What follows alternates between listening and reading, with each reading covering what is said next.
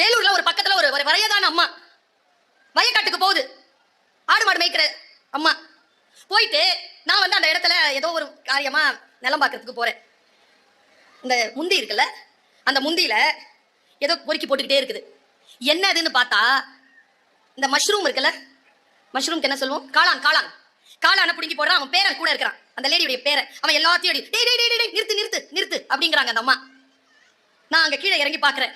உனக்கு வேணுமா தாயி அப்படின்னு சொல்லிட்டு கொஞ்சம் எடுத்து, அந்த நீளமா இருக்கு, ஒரு கொண்ட மாதிரி இருக்கு, ருசியா இருக்கும், சமைச்சு சாப்பிட்டா. போட்டு அந்த பையன் கிட்ட சொல்றோம், போதும் போதும் நிறுத்து நிறுத்து, தாய் சொல் மூத்த சொல் என்ன தெரியுமா, எல்லாம் நாமளே அள்ளிட்டு போனா ஆடு மாடு திங்கிறதுக்கு வேணாமாடா, விடுடா. இந்த சொல் எங்க காணாம போயிடுச்சு? பாட்டிகள் கதை சொல்வார்களே, பாட்டிகள் எங்க போனார்கள்? இன்னைக்கு திரும்பி பார்க்கிற இடங்கள்லாம் ஆண்டிஸ் தான். பாட்டியே காணோம், ஒன்லி ஆண்டிஸ். பாட்டியின் விழுமி எங்கே போனது? நமக்கான சொல், நாம் கொண்டு இருக்கக்கூடிய சொல் எங்க போனது?